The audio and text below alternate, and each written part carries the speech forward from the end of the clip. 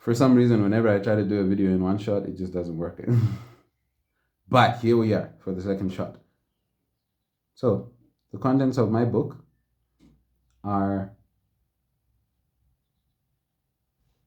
firstly, how to think about expanding your photography career so that it becomes something real, something of substance, something which can carry you further than just staying perpetually on that street level or restaurant level or nightclub level, up to the luxury service point. Because photography is actually a luxury service. It's not a necessity. So then the way that you behave with the luxury service is not the same as the way that you behave with a necessity. A phone is a necessity. An iPhone is a luxury phone. The way that you behave about these things are different. You do not price an iPhone the same way that you would price, I'm not sure exactly what brand phones are all over the world, but that super basic, like Nokia 3310 level phone, you will not price it the same, or a basic Android. You will not price it the same because it is not the same thing. One of them is a luxury, the other one is a necessity. So realize that photos are not a necessity, and therefore you have to think in terms of a luxury product. The packaging of the very first iPhone, the room in which it was, the entire atmosphere created by Steve Jobs and his staff was such that you knew that you were stepping into a luxury experience when you bought the first iPhone. This is why they could pull off that high price. If you did that and it was a basic Android, or if you did that with the iPhone and the atmosphere was not created correctly, rather, you would not have iPhone become what it is today, which is one of the richest tech companies. I'm not sure if it's still the richest, but it was like at least a couple of years ago. But yeah, a luxury service is a luxury service. You have to think about it that way. So the overall planning, the overall thinking, you will learn from this book. You have to project forward. The world is made up of image. And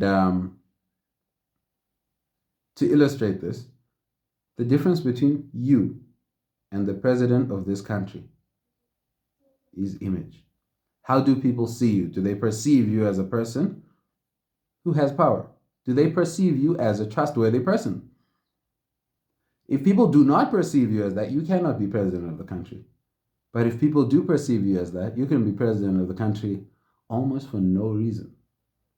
How people see you, image.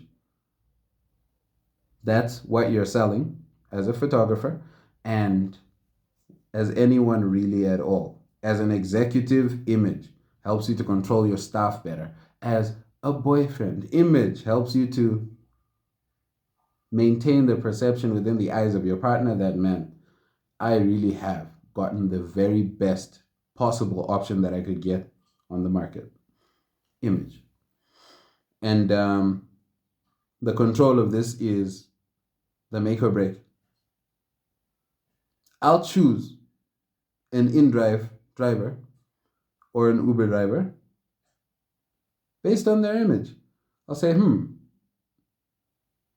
especially like late at night or something like that. Of course, like I'm a man and I have less to worry about, but let's say I were a woman. Late at night, I would look at the image of the person to say, does this guy look like he'd kidnap me or something? Assuming I can't see the number of times he's been riding on InDrive and assuming I can't see the star rating, I'm gonna just look at the person and say, wow, this guy looks super ghetto. If I had a choice between him and the guy wearing a suit, I'd take the guy wearing a suit. He takes care of his appearance, he knows. So that's the basic idea. Your image, that's what you're selling. And as a photographer, you need to have a mentality about your own image. You need to be perceived as a luxury service.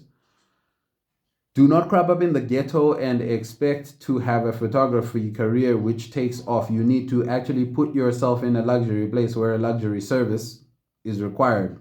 If you don't live there, you need to go over there, because that's when your job will become easy and you'll meet the correct people. Should you be in the ghetto, yes, you will make something, but you'll not make everything there is to make. So it's about mentality. It's about teaching you about the little disciplines that are necessary within being a photographer as a career. The discipline of keeping your body in shape. Keeping your body in shape makes you able to, should you be shooting at a nightclub, stay awake that all night without dying from it. Makes you able to walk with such a posture or have such an appearance that someone can look at you and assume that, okay, well,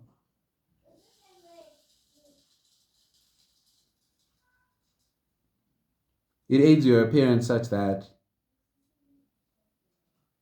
your deals flow more smoothly.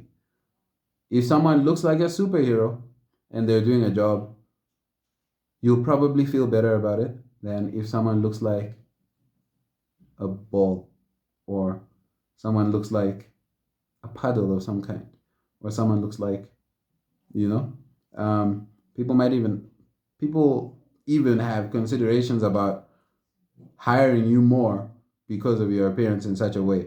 So the little disciplines that you might not expect or might not know will be needed for the job. You'll be sucked up by a laptop a whole bunch. Like you'll sit in front of a laptop, sort of hunch over, sort of like become fatter or something like that. And then it becomes very manual that you need to put a bias towards your personal fitness. Then another thing that you'll learn from the book is how, like, the things that you'll need in order to actually engage in the money making process. The basics that I often talk about of walk up to someone. If you don't have any money, you should be able to walk up to someone who you'd love to take a photo of. Keep your camera on your back, by the way. This is number one rule of photography on earth. Have a camera set, you can take the picture. Yeah, and also introduce yourself properly. I can have a smartphone camera, but it's a little different. It's not a professional camera. You need to introduce yourself properly and have correct appearance. Have your camera. But find someone. Walk down the street, look at someone, say, I would love to take a picture of you. I think the sun looks, it looks like it's pouring gold over you from behind your back. I want to take a picture of you. Can I charge you $5 for that? Or can I charge you whatever that amount is for that? You'll find super, super, super often you win with that. And that $5 or whatever it is the transport money you will need to get to your next job. So you should be able to talk to people of lower class, middle class, upper class, all classes. Basic things like this. Also things that you might need. There's certain like promotional actions that you could take. Make a good flyer, put it into groups, find a bunch of groups, make sure that you're radiating outwards. Have something that you can do in the morning and in the night. In the morning, afternoon, and night, meaning in the morning and afternoon, I can just like go out there and storm the world and like literally just approach some like place where I want to just take pictures, super like full restaurant in a glamorous place, and say, guys, I want to take pictures of you. Right, I want to take pictures for your shop right now. All staff get free pictures, and yeah, any pictures for the shop you need, you'll have. I'm going to talk directly to client. Another thing you'll see in there. Talking directly to a client always beats talking to a company, because the client is right there and can give you an immediate transaction. Whereas if you talk to a company or a bigger machine, payment is not necessarily as reliable. I'm not saying that you shouldn't talk to companies or you shouldn't talk to clients who are of like who are a shop of some kind or who are a business of some kind, but also know that if they didn't make enough money, you are not going to get paid.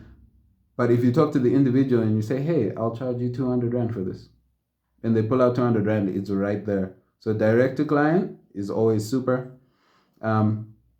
You also got to manage a database. You can't have a client take their picture, give them their picture, and then move on to the next client without saving the number of this person. You're trying to get them into your WhatsApp. This is someone who has given you money. You immediately take them seriously no matter what they say from that point forward. The moment someone gives you money, they are more important than someone who has not given you money. The person who you find on Instagram who somehow wants pictures, etc., versus the person who has given you money for pictures before and then wants pictures. You take this second person completely seriously, and you could sacrifice the first person for the second person because they have elevated their status by giving you, even if it was so much as 50 cents, they've elevated their status. So, um,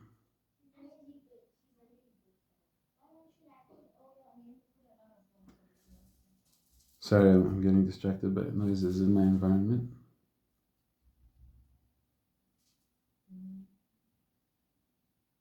Oh, the entire train is gone. So, the book teaches you these things. There are other things, of course. There's like a little accounting stuff that I found out that I put in there, and a little technical stuff, like literally basic settings, just for each type of camera that I found. Okay, you know what? If I'm just roaming the earth, probably this setting is just fine to take a picture. And then you start to tweak and play with the settings from there. But then, if I'm at a wedding, I know, okay, I'm shooting at 160 frames per second. Um, the lens is like wide open, the aperture, and you know what I mean? Some things. My Canon settings, I'm a Canon user. Um, but I went and I've also learned different cameras, and then I gave you basic settings. But the book is about you. It's not about